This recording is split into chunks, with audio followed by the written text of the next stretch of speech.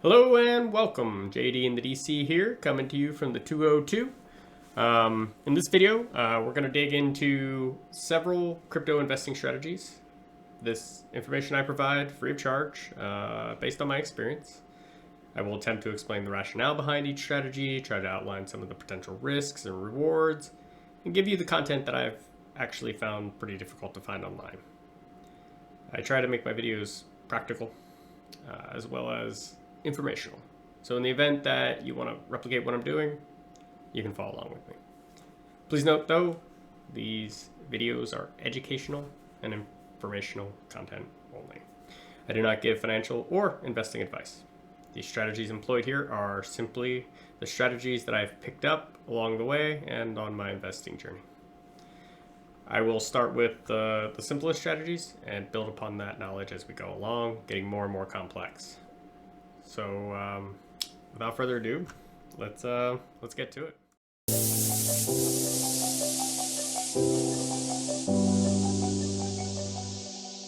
Okay, so for our first trading strategy or investing strategy, I told you before, we're gonna start off simple and really think about the risks and rewards of each strategy, right? Why would you do each one, and how much can you tolerate? So with any type of investing in crypto, there's or stocks for that matter, right? There's this innate risk that you could go out, spend some US dollars on said stock or cryptocurrency, and the price of that cryptocurrency could go down. And that's the risk. That's the risk you run. Now, ultimately, I hope you do your research and you find a project or a business or a fund of some sort, if you're in the stock side of things, that you take data and make an informed decision on, right? And then you invest only that you can afford to lose. Most importantly, there's a lot of investing 101s. We're not going to really get into some of that stuff right now, but I just want you to know that the risk with this first strategy is just that, right? The risk and reward is you can, and that's our first strategy. You can buy a crypto. So if right now, Solana is going for $233.55. You can see this on Kraken. You can go to Binance. You can go to Coinbase. The simplest investing strategy altogether is go to an exchange, insert some of your money, whether it's USD, US dollar, or the euro, or whatever it is that your currency, your native currency is, and deposit it into the exchange and purchase some cryptocurrency for whatever price that it's going to for on the market. The risk to that is that it could go down. The reward is that it could go up, and that's that. Traditionally, if you hold longer over a longer time, you may see gains, but at the same time, crypto is new. To put that in perspective for you, the total market cap, I think right now, actually let's not even guess, coin market cap, is $2.6 trillion, the entire market cap.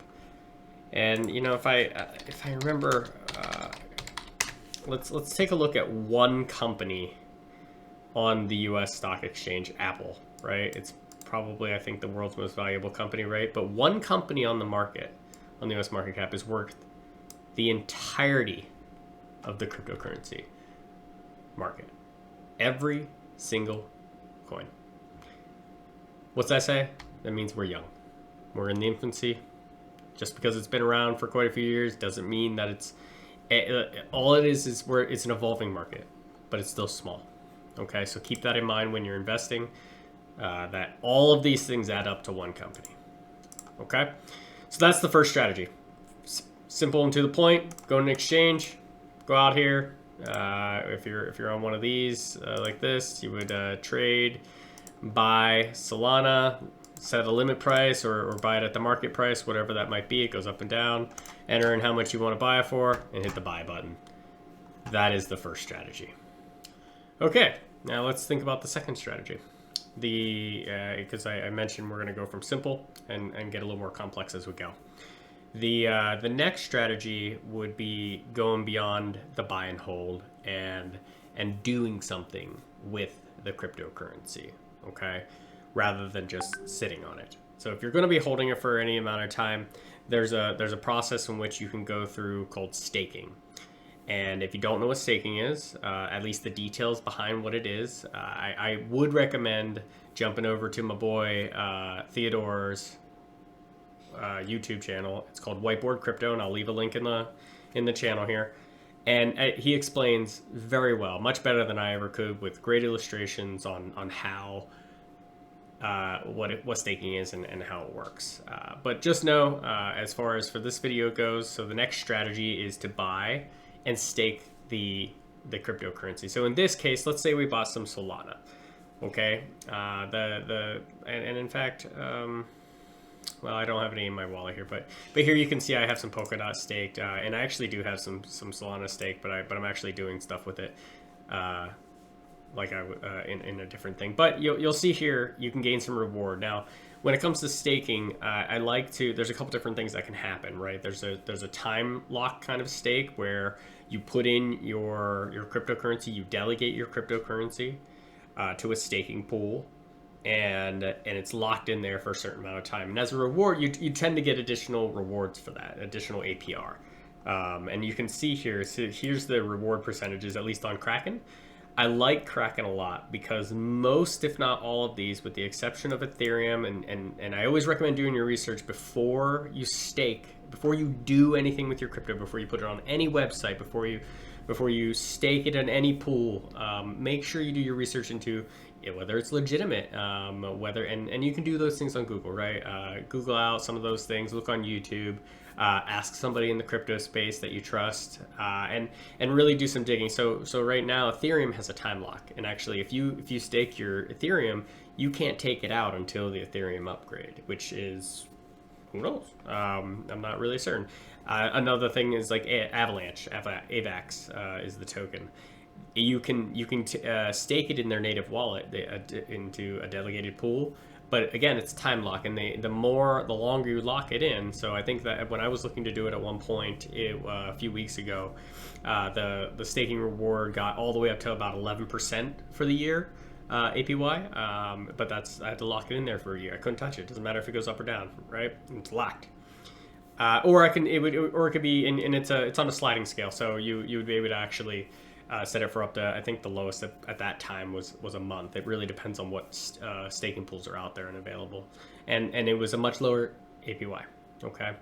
So I traditionally don't like to lock my my tokens into a staking pool, but what I really like about what on Kraken here is that a majority of these, especially for the ones I use a lot of, which is Solana, Polkadot, there is no time lock. I can go in here, I can stake them and unstake them very quickly, instantly. Like, so the transaction has to go through, so it takes like a minute or two, but realistically, so I can show you here. So if I had Solana right now, I have it staked at the moment. So here's my staking balance. It's 0.02 because I took most of it out of here. I think this was a reward.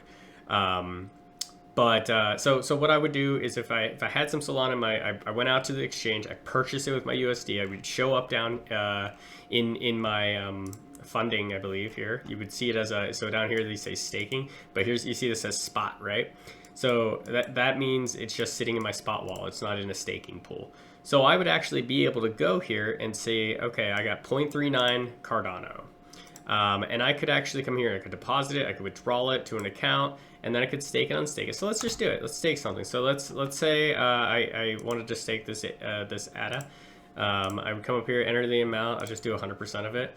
It shows you that the rewards pay out weekly, and you get 4 to 6% APR, which is not too shabby. Same thing with all these other things in here. We'll just hit stake and let it go through. This may take up to 10 minutes. A lot of times it's much quicker than that.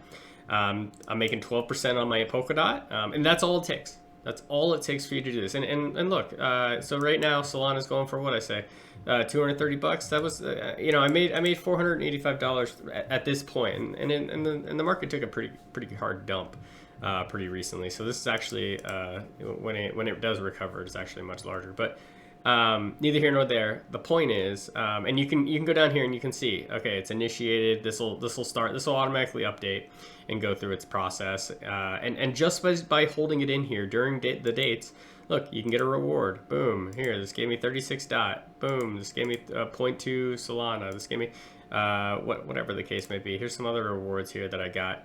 Unstaking. Here's where I took most of it out. Here's that reward that I got. So anyway, and you can track some of this stuff. So the next strategy that is still pretty simple, but it allows you to not only reap the benefits of the first strategy, which is if it goes up, you make money when you sell it. If it goes down, you still lose money. So you still have that same risk, okay? In this case, since the staking is instant and the staking and unstaking is an instant process or within a few minutes, you have the ability to react pretty quickly to market swings. So through the process of just holding it, you're making a nice fat percentage. So just coming down here, it looks like it's initiated. So regardless, once it's finished here, it'll say success just like this. Here's one that I did stake. Or wait a minute here, just to show you. See if I can find one here that I staked. Here. Yeah. See, this is what'll happen, right? It was staking, and then it'll just come to success at a certain point once this is done, and then it'll show up here on this screen under Cardano. And it'll be in here in the staking balance. And then when you want to unstake it, you just hit that, hit 100%, unstake, and it'll in a few minutes it'll do the unstake, and you can either sell it, transfer it off the wallet into a different wallet, or do something else with it. But that's pretty much it. All right. So the next strategy we're going to talk about is, as we get more advanced, instead of staking it, we have some other options. Especially with the advent of decentralized finance, smart contracts, lending, leveraged positions, you find yourself with quite a few more options, and so bear with me here. We're gonna kind of move around a little bit, and I'll try to explain things and keep it slow as much as possible. So I've done this with a few different. I think the first one that I did it with was Avalanche, on the AVAX network on Trader Joe. In this particular video, we're going to do this with Solana. I really like Solana, and they just started. There's a beta website out there called Solend, and you can see it's one of my tabs up here, and another one called Marinade. And you can kind of start combining these decentralized websites to kind of reap rewards and kind of stack rewards. So let's keep it simple first, and let's just look at how we can stake Solana and get a receipt token, which is like it's a yield token in some cases. Okay, let's explain that a little bit more. So let's just go over here to Marinade. So Marinade is this beta website at this point. You can see there's a lot going on here. There's a staking pool. There's this DeFi tab where you can do liquidity and whatnot. And then also here you can get interact with their native token Marinade. So I have a wallet here, Phantom, and sorry I have a microphone here that's hard to see. It blocks my view over in the far right. So in my wallet right now, just real low amounts here. I just got $119 worth of USD stablecoin and 46 bucks in Solana. So what I think I'm going to do at this point is let's go ahead and swap this bad boy right here. And I love this wallet. So I just did a recent video. If you don't know how to set up your a Phantom wallet, I'll drop a link in the video here, and you can kind of walk through that process of how to set this bad boy up. But I really love the Phantom wallet. There's a lot of different wallets out there you can use for the Solana network, but this one is my pickup choice. So and one of the reasons I love it is because you do the swaps right inside the wallet. So here we go. Let's just add the max. We'll get 0.5 SOL from it.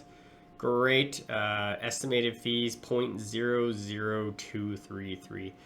I don't know if you realize this or if you've been working on Solana, the network at all, doing any transactions, but I will tell you right now that this particular what's Solana going for? So up here it's 234. So this thing shot up like a rocket. But even still, oops. Let's compare this to what it would be on freaking Ethereum, which is just god awful for gas fees. So the gas fee for this is 54 cents. That is all the fees I'm paying for this, which is in some cases this is actually pretty high. I don't even pay this amount on some other websites. But anyway, here we go. Let's just review the order. This thing's usually super quick. Swapping tokens. Sol receive, USDT receive. Awesome. Go back to my wallet. You'll see now I have $164 worth of Solana. 0.7. Okay, great. Now we're all set up and ready to go. So in our previous strategy, we showed you how to stake. So in this case, it was on. In that case, it was in Kraken. In this case, we are going to stake it on this Marinade site. Now, there are some things you got to know about, but there are also some advantages you got to know about. Okay, so first off, you can see right at the top, the staking reward is 6.67. Let's go back here. Staking reward 6.65. So they're pretty comparable, but Marinade beats it. Straight up, it beats it. So two things to note: when you stake a token in this particular decentralized application, you get MSOL in return. So it's a receipt token. It's basically when it's time that you want to go unstake your your claim and get your Solana back, you will give up that MSOL. They'll say, "Oh, great, let me go get your SOL out of the back," and they come out and they give you your SOL, that an equivalent value of SOL, for which it goes for, right? So that's what. So they give you a receipt token, which is fantastic because we can interact with that then too. But in this case, like I said, we're gonna build on our strategies. So I want you to notice something here. So if I want to unstake instantly from this website, okay, so this is a give and take here. In this particular case, it will cost you to do an instant unstake 0.3 or to 3%. Okay, now the fee varies depending on how much liquidity is in the pool and how big the amount you're trying to unstake. So keep in mind that cost that it will cost you. So if you didn't, at 3%, that's almost a half a year's worth of APY. So if you're not going to be holding this in there for a while, you don't want to unstake instantly. Now, there's this delayed unstake. It is free to do a delayed unstake, okay? But it's a time lock. It takes 3 to 6 days. In some cases, that's a no-go for people.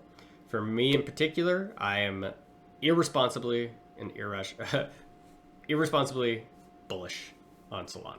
Okay, I plan on holding this bad boy for a long time, and that's part of the reason why I started digging into some of these strategies, because I found myself with a good sizable chunk of Solana that I didn't want to give up, but I felt I was missing out on some of these other tokens, right? Maybe I don't know, Decentraland, right? Sandbox and things of that nature. And I couldn't, I didn't have enough capital to purchase both. Or rather, I just kept wanting to add to my Solana capital because not only was it safe, but it was going like crazy. I mean, I started buying Solana, was at $14, which, so I had kind of I still do kind of have an emotional attachment to it, which is also not a good thing when it comes to investing. But I think in this case, it is more because I'm confident in the technology and the gas fees and its growing ecosystem, that I don't want to get rid of that. Like I want to continue to participate in the upside, even if that means, I participate in the downsides as well. So that's one of the reasons why you might do this, right? You have a bunch of Solana or any amount of Solana, and I encourage you to think in percentages. Start thinking in percentages, because the dollar amount of what you got going on, realistically, you don't need $1,000, you don't need $10,000, you don't need $1 million to make a ton of money here. Okay, you just need to start thinking, okay, I need to make 30% here, I need to make 10%, I need to make 40%. Those monies, the amount of times that you continue to do that, you're going to make a sizable chunk of money, and then eventually you'll get to the point where you have those bigger bags. But all that being said, the delayed unstake, in my case, normally, like I said, I don't usually do the unstaking or the time locked staking. But in this case, since I get the receipt token and I could do something else with it, the benefit outweighs the disadvantage. Okay, so without further ado, let's do it. Let's go ahead and just throw my Solana in here. And I'm actually going to do a little bit less so I keep some Solana back for fees and stuff like that. I think that's always a good idea. Let's do 0.60. Okay, so there we go. And you can see here, this is the exchange rate. 1 MSOL is equal to 1.02045 SOL. Now, how is this working? What's happening with this MSOL? What's the deal with it, right? Why is it cost more? Why is it worth more than 1 SOL? Well, I'll tell you what's happening here. So there's these epochs here, right? And I'm not sure how long it takes for the epoch to go by. It's once or twice a week that it actually distributes rewards. So the interesting thing about this is with staking, right? You get let's go back to Kraken here. So when you stake, you get a reward. Oh, look, it's done. See, I was telling you about that. Okay, when you stake, you get a reward. It happens at a certain time, and it goes. You just get it immediately, and it just goes right into your staking balance, and it's compounded once every. So in the case of Algorand, I think it was once a week. So it's compounded. It just goes boop. That amount goes right into Algorand, and then it continues to compound, and then I'll make the next reward with whatever principal I had plus the new amount. However, keep in mind the staking rewards here are, if you are in the U.S., they're taxed as income, so they're taxed like dividends. Okay. Or rather, so they're taxed as dividends, which is completely different, okay, than how this works. So these staking rewards, what they do is they actually add your reward to the balance, to the value of MSOL. So this MSOL value, okay, actually goes up every epoch. Okay, so when I started, it was like 1.018 something, okay? And that's how much they were worth. And the staking rewards gets added to the value of MSOL. So instead of you receiving an immediate payout dividend, right? You're actually just getting, you own one of these MSOLs, okay, this receipt token, and the value of it's increasing just like as if you were holding on to Solana and it was going up and down, right? And the benefit there is that it's taxed differently, okay? And there's additional benefits too, but this is just, on a kind of a side note, there's a lot of these receipt tokens now that are doing this, okay? That you're going to notice that the reward actually doesn't go directly to you. You don't get any additional SOL right away, right? But the value of your receipt token will go up, and then when you go to unstake the MSOL, you'll get more SOL as a result, okay? Because your MSOL is worth more. Put simply, and it's taxed. And traditionally, you're gonna find it's taxed differently, right? Like, so you're gonna find that the taxes are lower during for if you live in the United States with this particular type of method than it is with receiving a dividend. Okay, and that's mostly because dividends are taxed as income, and this will be taxed as capital gains. And capital gains traditionally is a lot lower than your income taxes percentage would be. So off the tax subject, because that doesn't apply to everybody. So anyway, we're just going to go ahead and submit this. Max. Whoops. Silly me. All right, stake. Anytime you're doing something, you got to approve the transaction. Go ahead and approve the transaction. Well done. You're now staking on Marinade. Great. So now, once I did this, I can go up here to my wallet and pull it down, and you're going to see I got this Marinade staked SOL. Okay, so I got 0.48998 of this. And I could be done, right? But that's what we did last strategy, and it's not instant to take it out, so that would make it inferior to the last strategy. So what can we do with this? Well, let's go over here to Solend, okay? So Solend is out. It just came out pretty recently, I believe.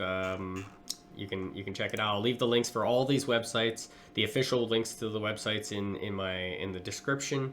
of the video here, and also you know, you can always go out like to their like official Twitter and get their official website. So just always be careful that you're going to the right websites, because and once you find the right websites, I always recommend you bookmark them, you know, and always just use those to get to the sites, because you know there's a lot of people out there that pay for ad space that on like Google search and whatnot, that'll end up putting their search at the very top, and you know you'll find yourself on a website that looks exactly the same, but when you deposit your stuff, it goes into nowhere, and you don't get it back, and they scam you. So anyway, Solend.fi. Let's go to the dashboard. So, well, what did it do? Grab your favorite beer, because this is going to get a little wild. Right now I'm drinking a Port City Tidings Ale. Can you see that? Nice. Brewed here in Alexandria, Virginia. Right down the road. Okay, first thing we got to do, let's connect our Phantom wallet. It's going to ask us to connect, add a little trust. Bada bing, bada boom. You're going to see once you do that, you got your account here, your account details, your net value, and I'll go over like this borrow and supply stuff here in a bit. But you're going to see a bunch of stuff here. Now, we could have came here initially, right? We didn't have to go to Marinade and stake it here, but we like to. I could have come here with that initial Solana, and I could have just added it to here. So what's happening here? So this is a lending and borrowing platform, which will basically allow you that I can take any one of these tokens that they're offering to utilize, and add to their total supply, basically adding to their liquidity.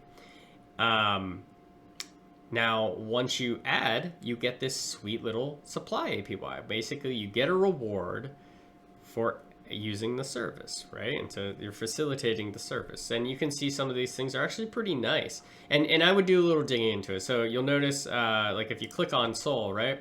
The supply here, and then you got borrow, withdraw, repay. But the supply here, the supply APY is usually, so it's the 3% APY in Solana that you'll get back. So not as great as the 6% that we were making in the staking. And then you get SLND, which is the native token on this website. So it's a lot of times, a lot of these websites will pay you in a reward in their native token. And as long as the site grows, the native token that grows as well. But keep in mind, it's not always the case. If a site loses popularity, maybe it's hacked or something of that nature, you might find that those rewards end up being pretty worthless. So just be cautious, right? And when it comes to these rewards, and don't completely bank on them, okay?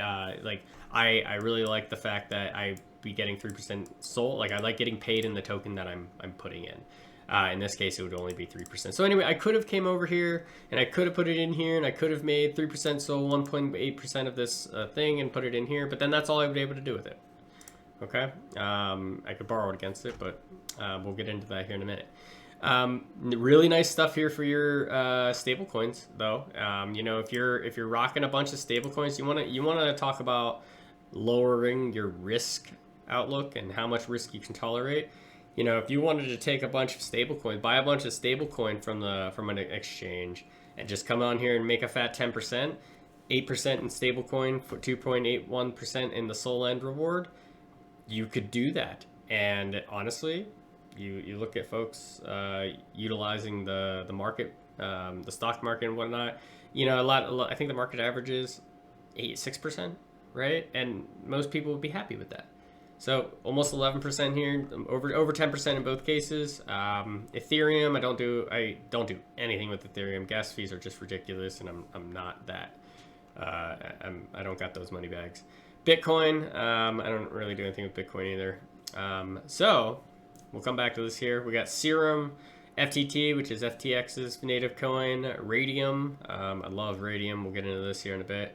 SBR, not sure what these two bottom ones are, but I've seen them on the IDOs that they had come out. But regardless, you could, if you had any of this stuff, you could just deposit it and get these fat APYs. 104 APY, not bad. So these are flexible, right? These fluctuate based on the amount of liquidity and that's available, the amount of people borrowing and things of that nature. Okay, so they will fluctuate. So But keep in mind, if there's more supply, it takes more to affect the APY. So some of these lower ones that have lower liquidities, like this FTX here, okay? So you'll notice there's like no rewards for it, and there's zero supply APY. So for this particular one, but I mean, look how much liquidity. Same thing down here for SBR, right, and MER, right? They're only providing. They only have under $1 million worth of those tokens in the supply. And actually, I'm surprised the borrow APY isn't higher. And look here, look the difference between these. It's a 5% difference. So anyway, not a big deal. But look at Radium, right? Radium, and like I said, I love Radium. 104%. Now I've seen this fluctuate down to like 60, 50%, and then back up to 100, as high as 130%. So pretty nice one there. It's a pretty popular DEX on Solana, decentralized exchange. So anyway, let's get to the meat and potatoes of what we're talking about here. So this receipt token, so this is special, okay? You'll notice it's worth $236 per token, and that's because if you multiply the price of Solana, which is right now 232, times 1.02, so it's essentially 2% more. So if you multiply this number by the amount of Solana right now, you'll get the price of MSOL. So what's the supply APY? So let's take a look at this. Okay, so I can now take, so remember, I'm already making 6.some% on my staking rewards. Now I can come over here and I can make 0.09% on my with my Solana with MSOL, so it'll pay me an MSOL, okay? And I'm gonna be out here because it shows there's additional things that it just doesn't show in the supply here. So I will make 0.09% supply APY, so that's 0.09% of MSOL I'll get back in MSOL, okay? I'll make 1.32% in their native SLND token, and I make a 5.28% in Marinade rewards, which is, if you recall, this particular native token. Okay. So anyway, it's nice. So, and this is what I plan on doing. I'm gonna add my MSOL to make additional rewards here. So let's go ahead and do this. Supply the MSOL. Now here it's an instant. So I'm not staking, okay? I'm giving my tokens to the DEX so that people can borrow from it, okay?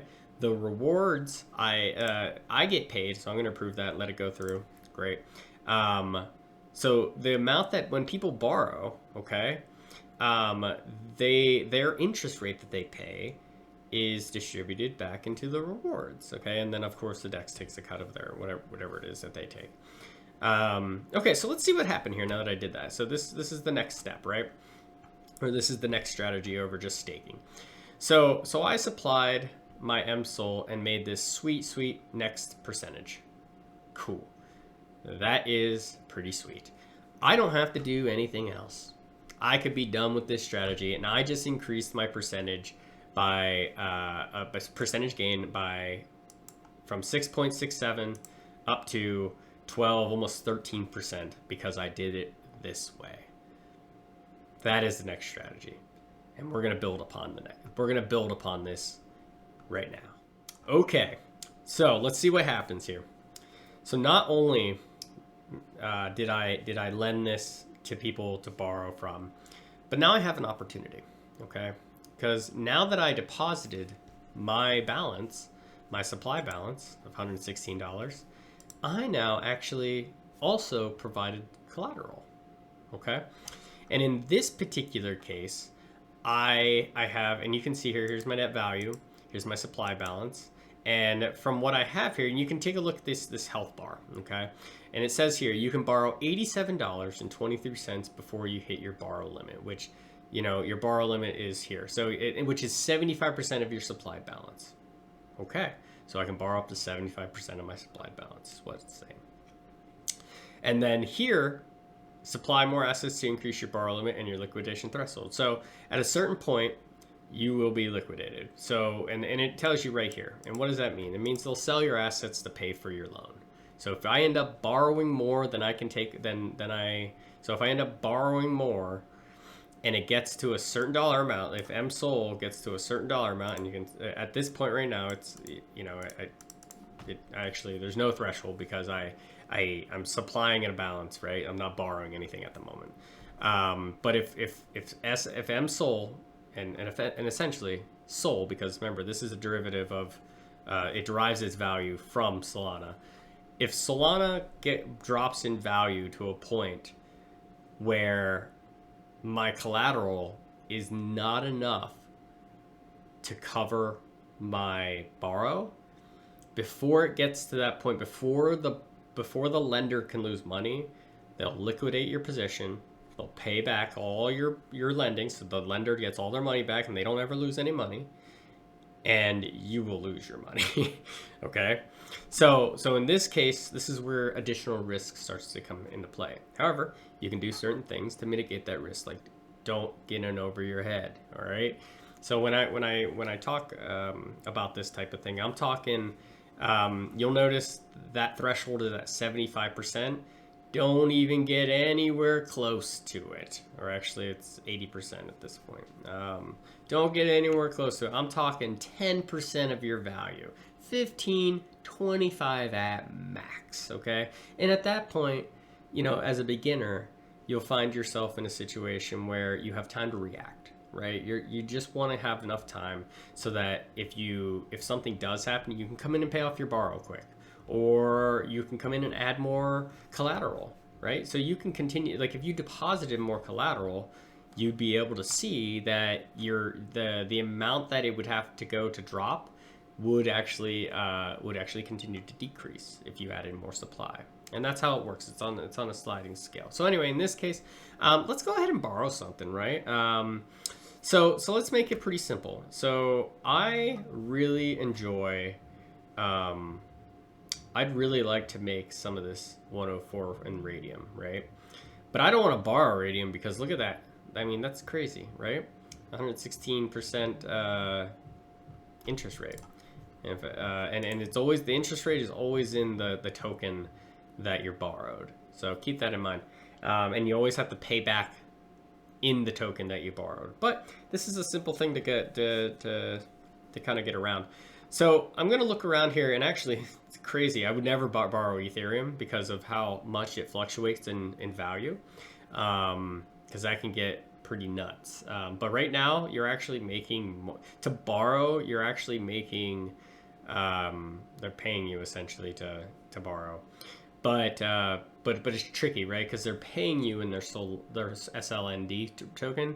You're still getting a 2.63 interest on the Ethereum, which, as I was just saying, can get pretty crazy either way, right? That could shoot to the moon in a day, or it could drop like a rock. And in the case where it drops, that's great, right? Like the value of your borrow actually just went down. You got to pay back less.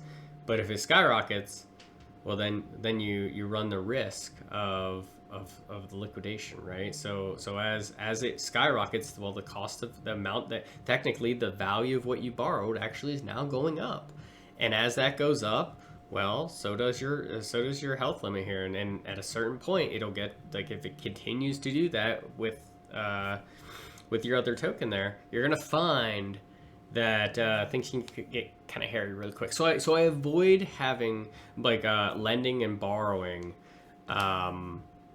two coins that can move in value. What do I mean by that? So let's take examples here. Let's say I borrowed Solana, okay, and maybe I can pull up a kind of a spreadsheet here and do a little fun on the spreadsheet for you. Let's see here.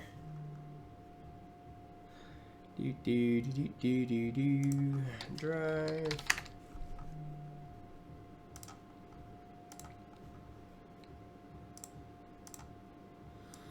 Okay, so let's say I have some Solana and I add some Solana. Let's say it's let's say I have $1,000 of Solana, okay? And then I borrow, let's say I borrow. How am I gonna do this?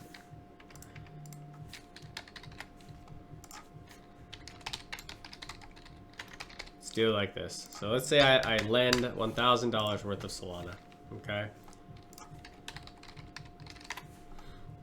And then I borrow, let's say half of that. No, actually, you know what? Let's stick with what we just said.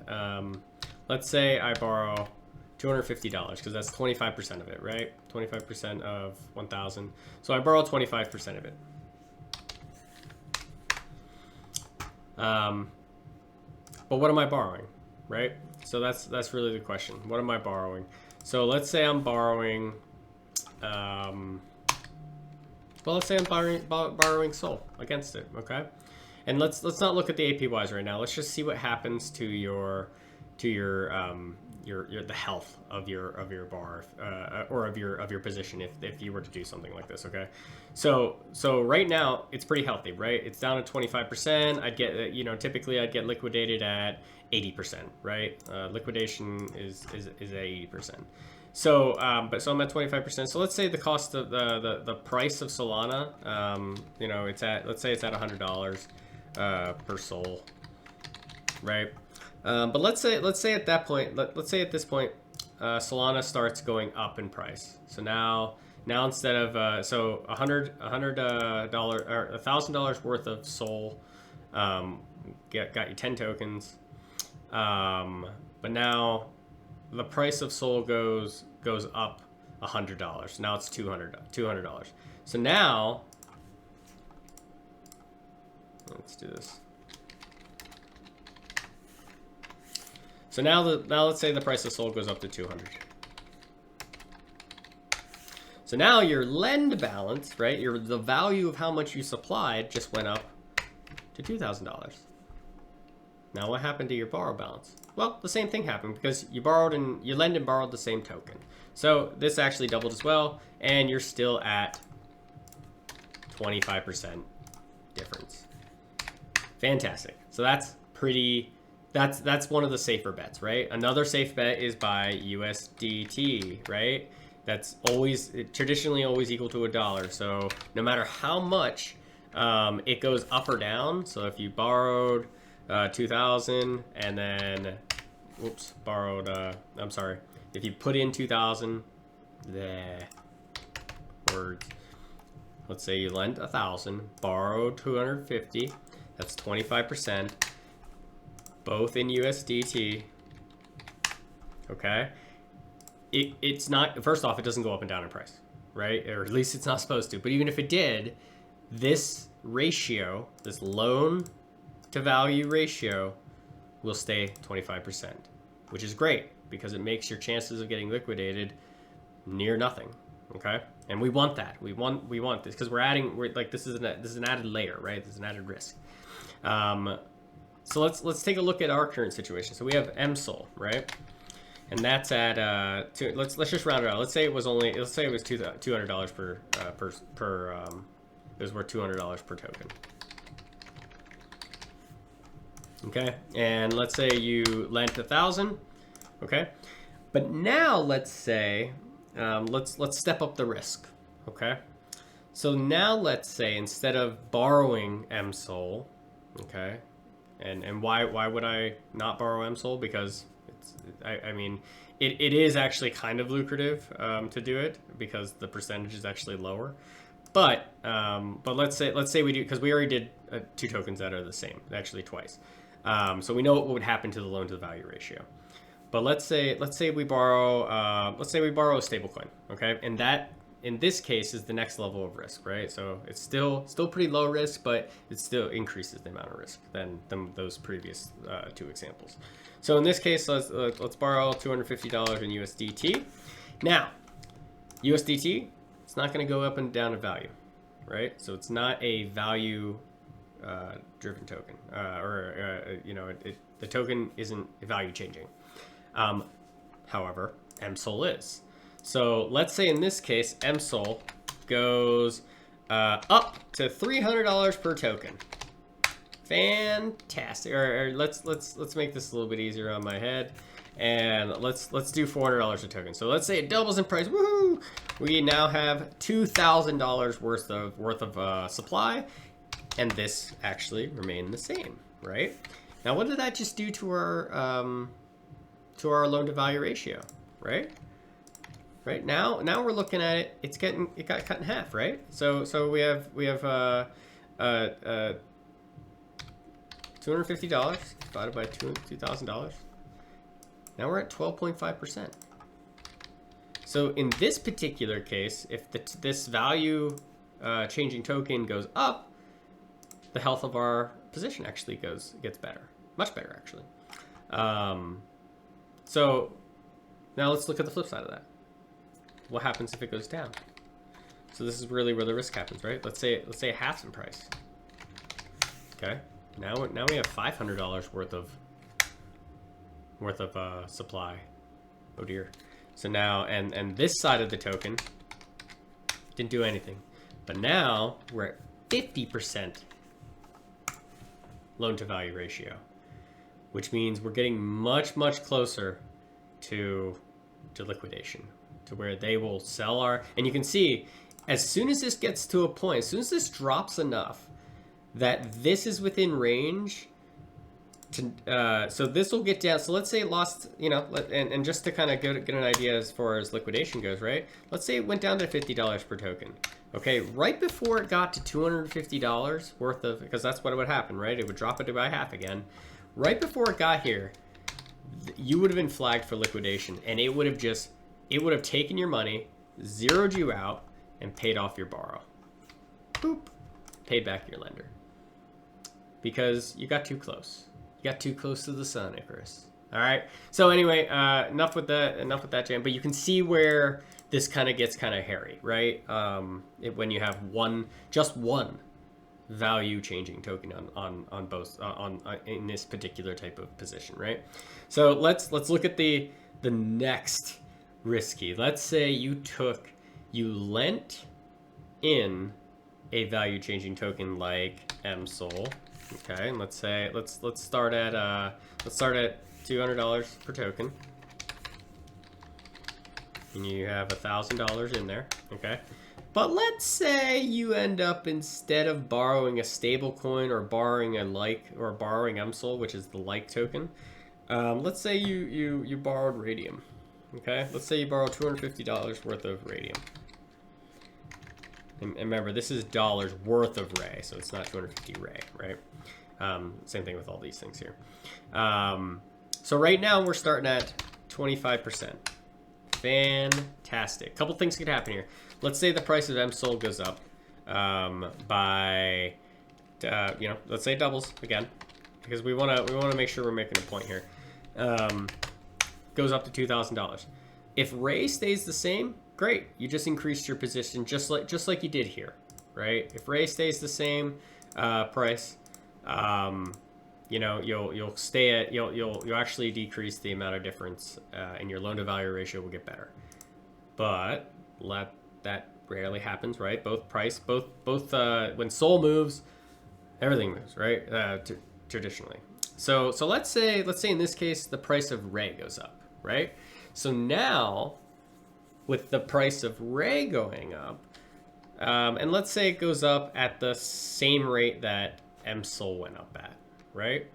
So actually, it would never do that, right? Let's say it goes up. Let's say Ray now goes up, I don't know, half the amount.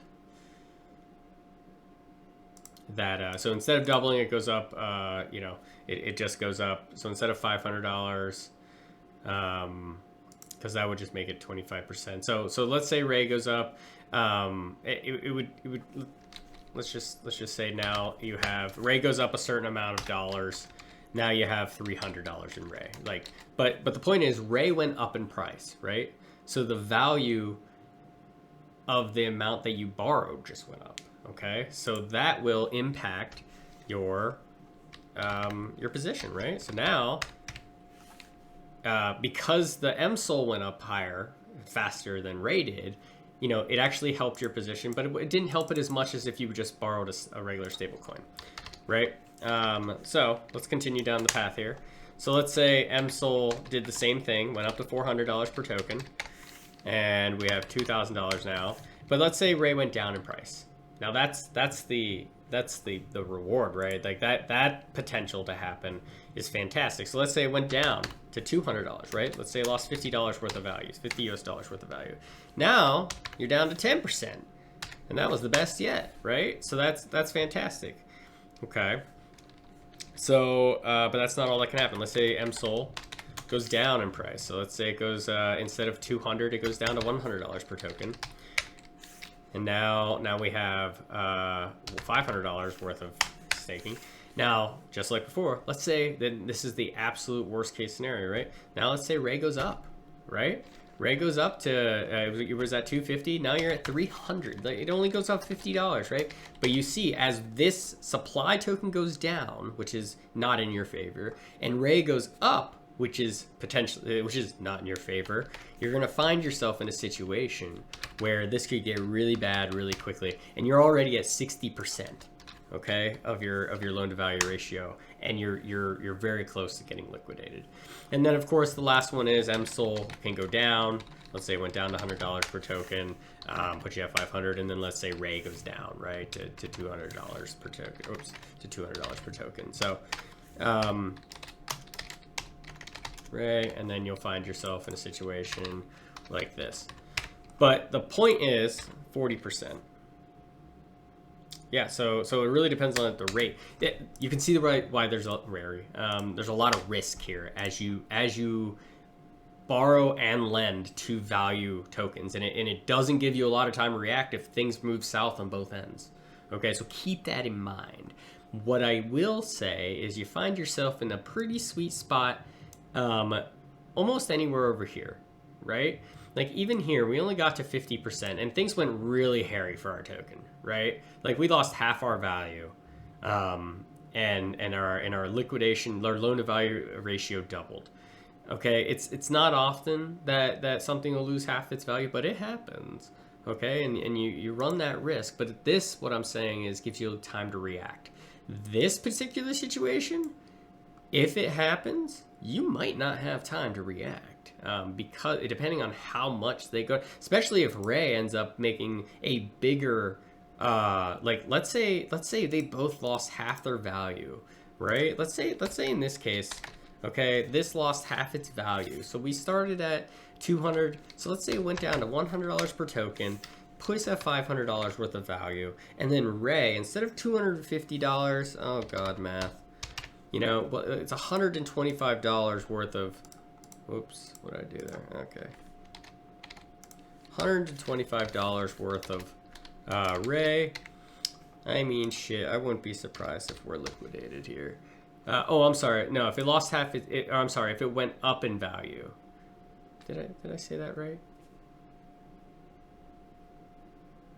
Oh, yeah, no, we're good, we're good. My train of thought there. So you find yourself still at, oh, I'm sorry. Let's say it doubled in value. I'm sorry, because we wanted to say a worst case scenario, right? My bad. So if it was at $250 to start, so let's say it bumped up to $500, right? Like Ray shot up while MSOL shot down, right? I mean, I don't need to do math here, okay?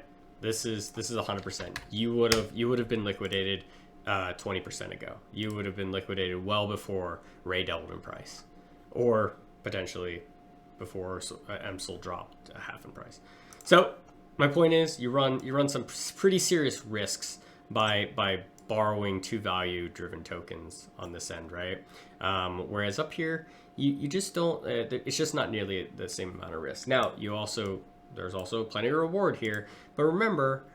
Some of these tokens are kind of linked to the underlying, right? So when Sol moves, like Ray moves, and so does Serum, and some of these other different things. But whereas the USDT stablecoins, I feel is the right amount of of risk for me. So anyway, that was my example. I wanted to just show you that because what I want to do here is take a look at some of these things. And usually I borrow, like I said, either usually a token here that I can go swap. And why? Let's just see what kind of options we have here. So I am going to just take the lowest bidder here. So the borrow APY here is 10%, and then I get a 3.47% SLN. And then so the borrow percentages are pretty similar. I'm not too concerned about it. I get a little more SLN here, but I like the idea of USDC having a bunch more liquidity, so I'm just going to go with this.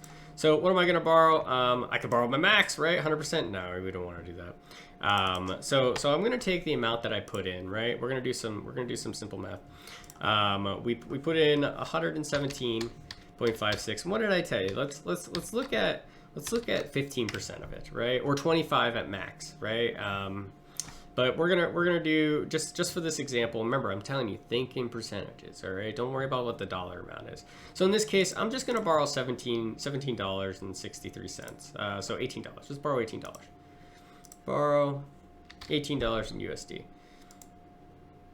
All right, utilization, borrow APY. All right, great. Borrow. Enter my password. All right, lockdown. Approve the transaction. Let's give it a second. Now, what can I do with that USDC? Well, I can do anything I want, right? Now remember, the Solana is what I held back, but I can do whatever I want. I can put it back in here. I can make 10% on it, right? So I just borrowed it for 6.3%. I could supply it back in here for another 10.91% and make it on that $18. That's one way of doing it. And that is the advantage of this. This is the most advanced way of doing this, okay?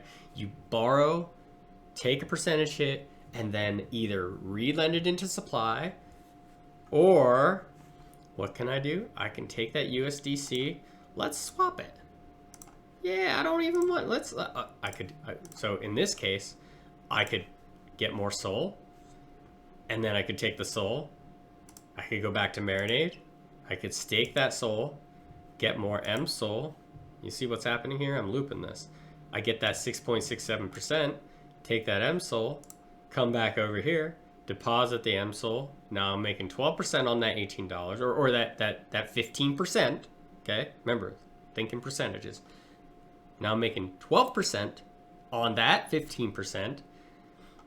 And if that was a substantial amount of money, I could borrow again if I wanted to. Right, and take another smaller portion.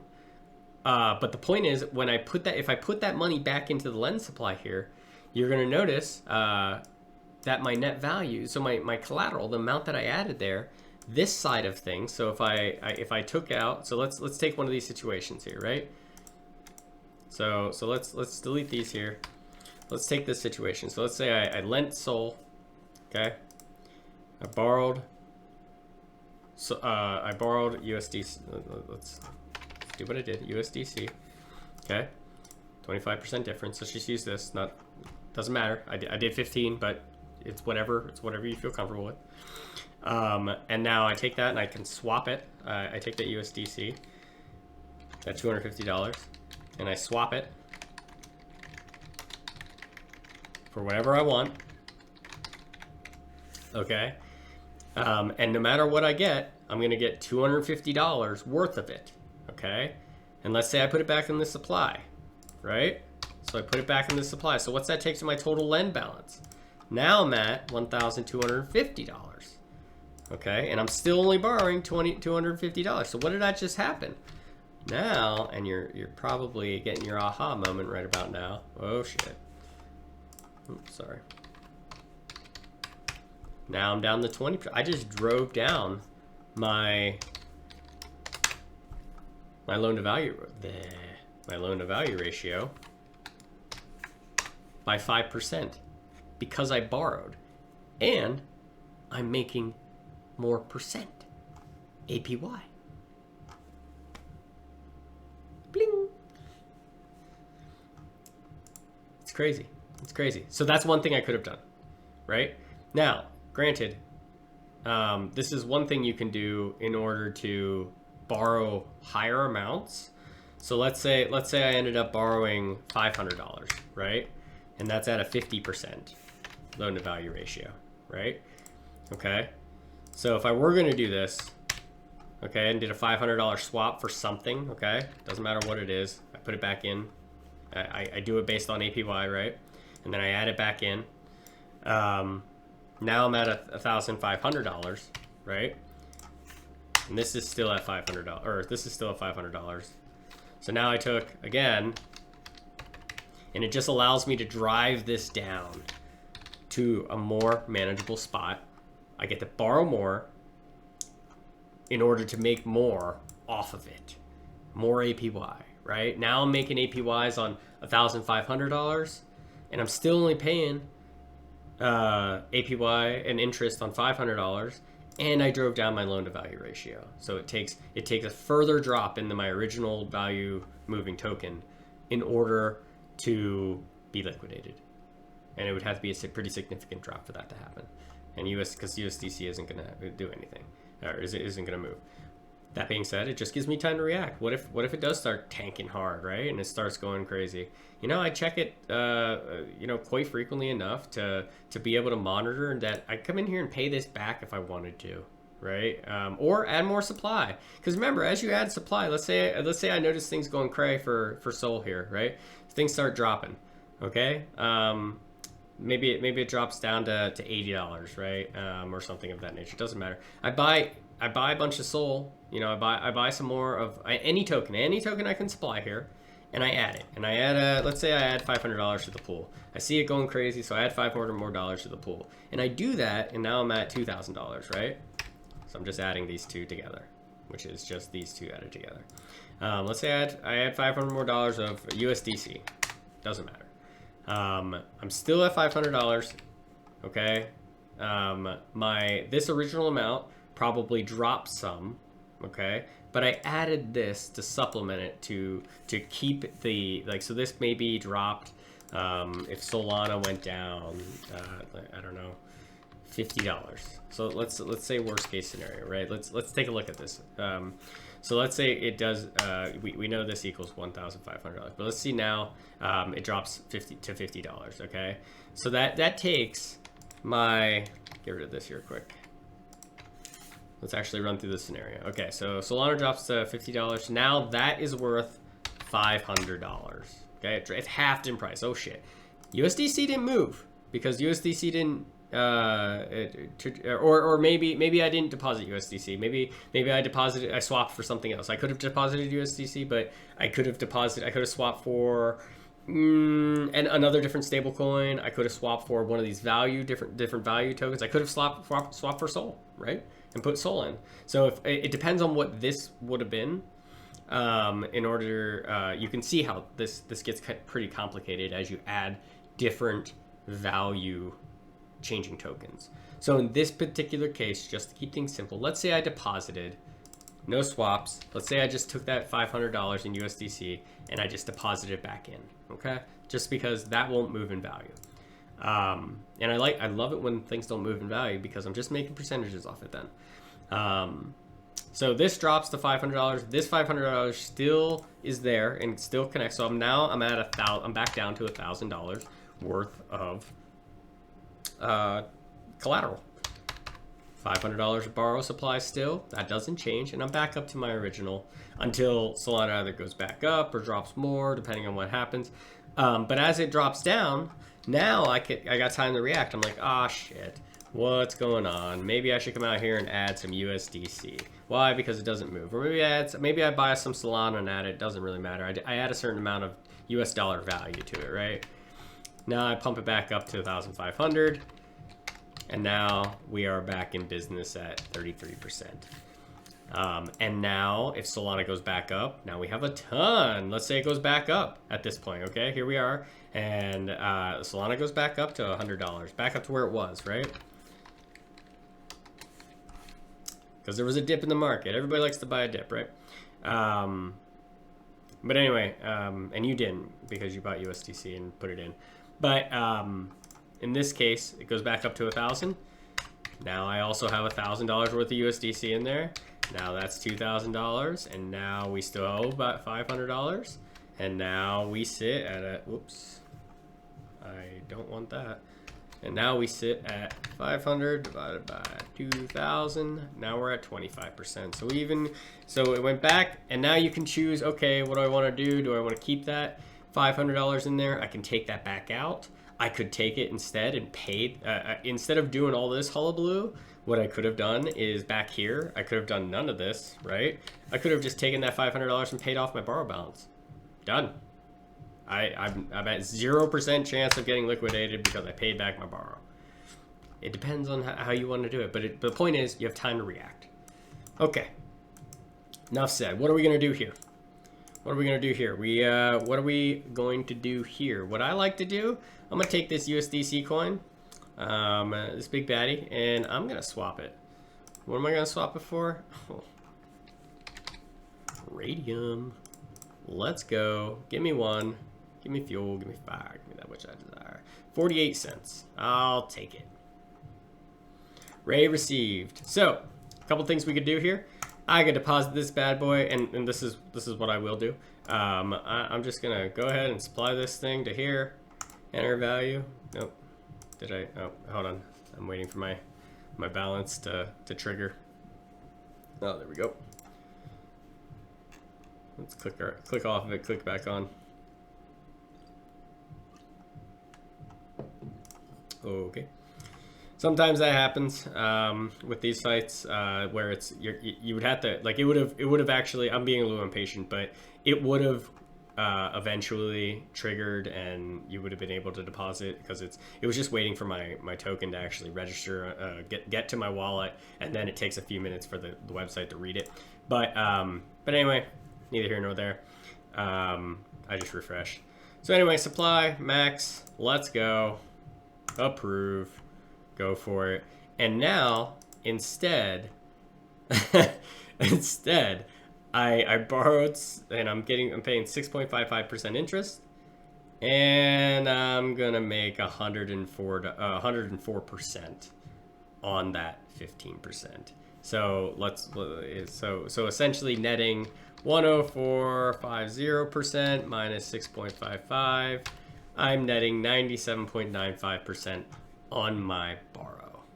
Fantastic. And you'll notice once I deposited that, what happened to my net value? Went back up to where it was, and my health went down. So now I am borrowing 13% of my total supply instead of the 15% that I started out at. Magic. It's not magic. It's decentralized finance. It's the next level in finance. This is the future of everything, man. And I didn't have to deposit this Ray in here. You know, honestly, I could have come out here. So let's go to radium.io, right? This is the DEX. This is awesome here. Let's take a look. So this is the Radium DEX. I'm not going to go into much of it, but I could came over here, and and you'll see why in a second why I didn't do this, but give it a second to load, or not. I can just be impatient. So you'll see here in a second, but yeah, so you can stake Radium on it's DEX, okay? It helps the network run and whatnot. It adds to the security of it. A lot of different reasons, and like I said, check out Whiteboard Crypto if you want to really dig into what staking is and does. But okay, let's refresh. I think the site's being wonky wonk.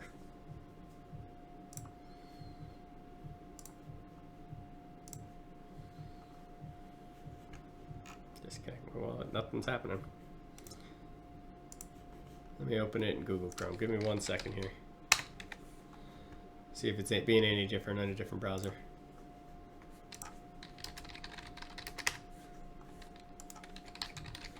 Boom, boom, boom, boom. Connect.